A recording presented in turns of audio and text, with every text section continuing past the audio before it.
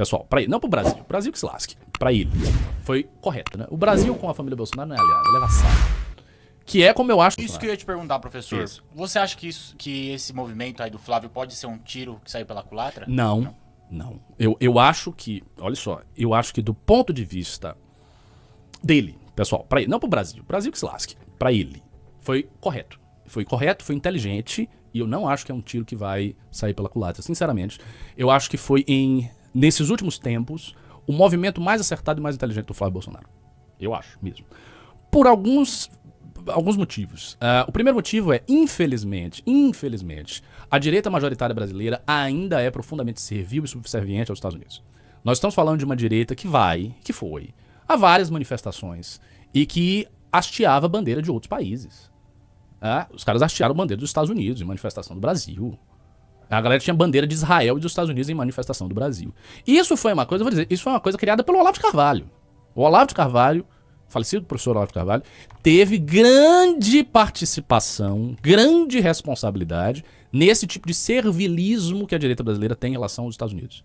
Muita, porque ele alegava que a defesa da soberania da nação americana e da nação israelense, de Israel e dos Estados Unidos, era o pilar da ordem conservadora e que, portanto, a prioridade máxima deveria ser defender as soberanias desses dois países que eram ameaçados tanto externamente pelos seus inimigos, enfim, China, Rússia em relação aos Estados Unidos, o radicalismo islâmico em relação a Israel, mas internamente também por sabotadores, como, por exemplo, o Partido Democrata, as alas de esquerda dos Estados Unidos, o movimento político de esquerda dos Estados Unidos, o movimento dos universitários americanos, etc, etc. Então você tinha ali dois Estados Unidos. Você tinha um Estados Unidos globalista, que queria dissolver a soberania nacional norte-americana em grandes organismos internacionais, estilo Council of Foreign Relations, Comissão Trilateral aí já na Europa, enfim, queria dissolver as soberanias de todos os países, especialmente a dos Estados Unidos, e que você tinha os Estados Unidos de verdade, que eram os Estados Unidos do Tea Party, os Estados Unidos da Sarah Palin, os Estados Unidos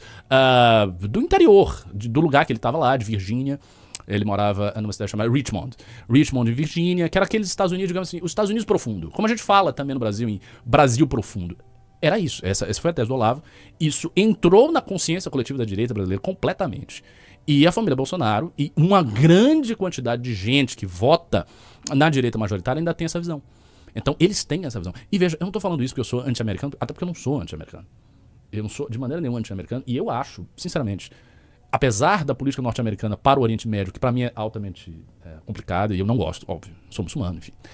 Apesar disso, eu não considero que a hegemonia norte-americana e a força dos Estados Unidos como potência pós-Segunda Guerra Mundial seja tão ruim potencialmente quanto outros concorrentes dos Estados Unidos. Eu acho que se a União Soviética tivesse ganho a Guerra Fria, nós viveríamos um mundo bem pior. A Alemanha nazista, se tivesse vencido a Segunda Guerra Mundial, nós viveríamos um mundo horrível. A vitória da Alemanha nazista significaria automaticamente o genocídio de umas 100 milhões de pessoas. Por baixo. Porque só para os eslavos eles tinham um programa de matar 50 milhões de eslavos. 50 milhões de eslavos. Eles iam fazer isso mesmo, porque eles queriam tirar os eslavos de lá e ampliar aquilo que eles chamavam de Lebensraum, né, o espaço vital do etnos alemão. Eles tinham essa pretensão.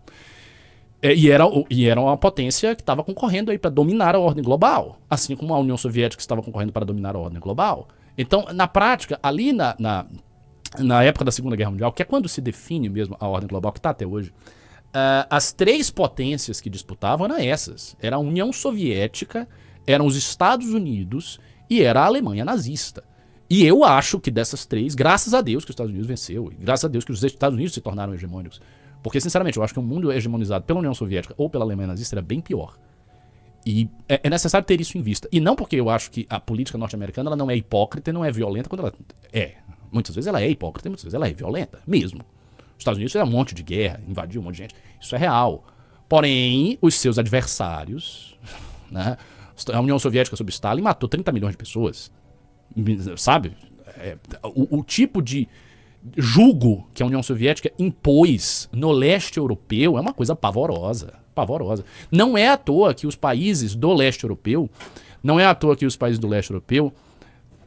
se tornaram países escravizados. E depois que saíram do jugo da União Soviética, entrar na OTAN. Elas entraram na OTAN porque desesperadamente elas queriam dar uma resposta ao que a União Soviética havia feito.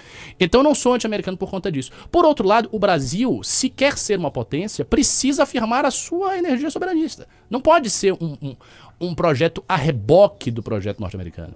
E falando sobre os interesses dele, por que é um acerto? Primeiro, tem esse elemento simbólico. Então, simbolicamente é algo muito bom. Segundo, tem uma outra coisa. Ao se aproximar dos Estados Unidos, eu acho, não tenho provas, mas eu acho que uma das coisas que pode ter sido discutida é intervenção na eleição brasileira. Mesmo. Eu não descarto, sinceramente, pessoalmente, falo aqui, não tenho prova, vou falar sempre supostamente, em termos hipotéticos. Não descarto a ideia de uma intervenção americana nas eleições brasileiras. E eu acho que o Flávio coloca isso sim para o Trump. Acho que colocou. Entendeu? E assim, o Trump está desesperado. Porque a situação do Trump não é fácil. A situação do Trump não é fácil. O Trump hoje está em um momento de baixa popularidade. Se vocês olham as notícias todas, o Trump está com baixa popularidade. Muito baixa popularidade. E ele tem uma eleição agora no midterms, que é uma eleição essencial para ele, porque é uma eleição do legislativo. Então, o que ele precisa? Ele precisa de um trunfo. Sabe? Ele precisa de um trunfo. Ele precisa de algo que seja interessante para ele. Eleição em novembro. Qual trunfo ele pode ter? Ele vai conseguir resolver o imbróglio do Irã? Aparentemente não vai. O cara tá lá enterrado naquele negócio do Irã. Entendeu? Não é fácil o que tá ali. Né? Então o que ele precisa? Ele precisa de uma vitória em outro lugar. E qual vitória ele pode apresentar? A vitória de um aliado que vai entregar alguma coisa muito excepcionalmente boa para os Estados Unidos. Por exemplo, imagina o seguinte, vou fazer um cenário aqui. Flávio Bolsonaro vence a eleição presidente. Bater na madeira aqui. Mas vai lá, ele ganha. Né? Ganhou, e aí logo em seguida ele faz o maior acordo da história humana de entrega de terras raras, minérios excepcionais para a economia norte-americana. E então os Estados Unidos vêm com toda a força para tirar as terras raras, para levá-las para os Estados Unidos, para processar e refinar lá. E através disso os Estados Unidos se fortalece muito na sua competição com a China. Isto é ou não é uma vitória maior para o Trump? Como é que você acha que uma coisa dessas, que eu estou descrevendo aqui, soaria para o eleitor norte-americano que está extremamente preocupado com a posição hegemônica dos Estados Unidos? É uma vitória, correto? O Trump precisa de uma vitória. Onde é que ele vai tirar a vitória? Ele está jogando em vários lados. Um dos lados do Trump é Cuba. Cuba. A gente sabe que eles estão pressionando pra caramba Cuba. Né? Mas Cuba é uma ilha desse tamanho. E a importância simbólica de Cuba hoje é bem menor do que teve na época da União Soviética. Né? Se os Estados Unidos tivessem matado Fidel Castro, quando Fidel Castro era conseguido matar Fidel Castro, eles tentaram, né? Conseguiram matar Fidel Castro e tomado Cuba no auge de Cuba como alternativa socialista, que ia um monte de socialista pra Cuba e blá blá blá. Isso era uma vitória excepcional de qualquer governo.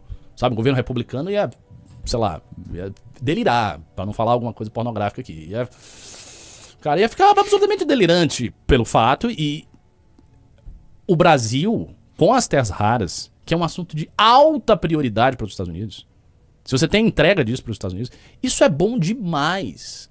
E isto pode, não digo resolver a situação do Trump, mas melhorar bastante a situação do Trump. Entendeu? Pode melhorar. Então, os Estados Unidos têm interesse em ajudar o Brasil.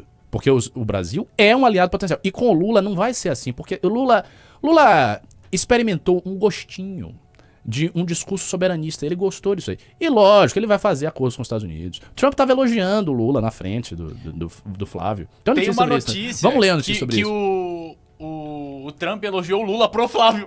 Então, vamos ler a notícia sobre isso.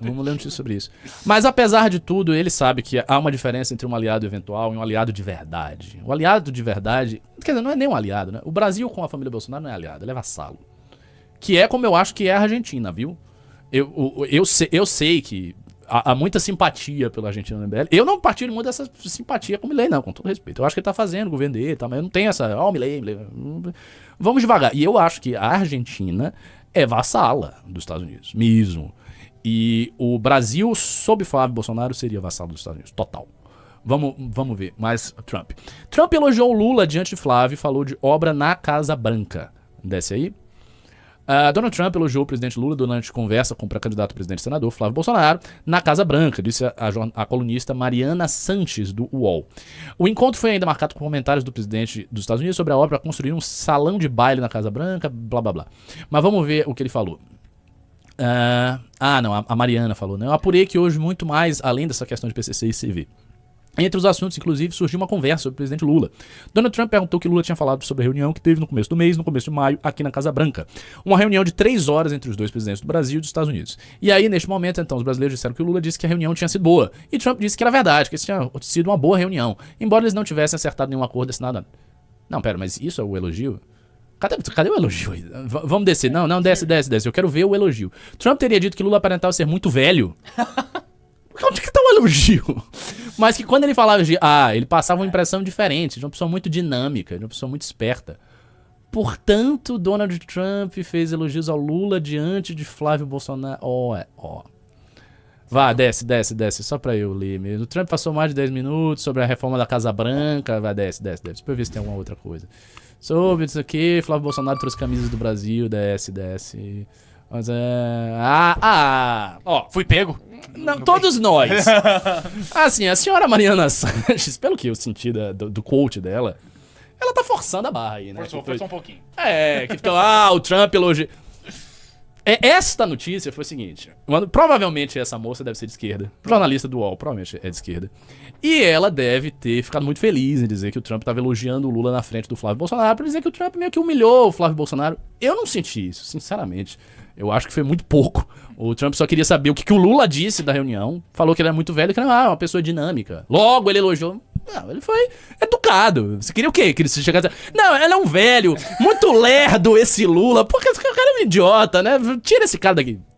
Pô, não tem um elogio aí. Ele não disse, you are the man, você é um grande estadista. Ele não falou nada disso. Ele só disse que o cara era esperto, que tinha uma esperteza, embora parecesse muito velho. Não é um grande elogio. Eu vou chegar, olha, assim, sabe, o Renan, ele tá meio velho, ele tá meio ultrapassado, ele fala umas coisas assim, mas ele até que é esperto. Meu Deus, os caras elogiou, disse que ele é o mestre. Calma, né? Não é assim um grande elogio. Essa aí ela forçou a barra. Forçou um pouquinho. Forçou a barra. O fato é o seguinte, o Trump se reuniu com o Flávio e o verdadeiro aliado dos Estados Unidos é a família Bolsonaro. Porque eles não são aliados, eles são vassalos. E o Trump pode até não respeitar o vassalo, mas ele gosta. Você não precisa respeitar alguém para gostar. Ele não respeita, mas ele gosta.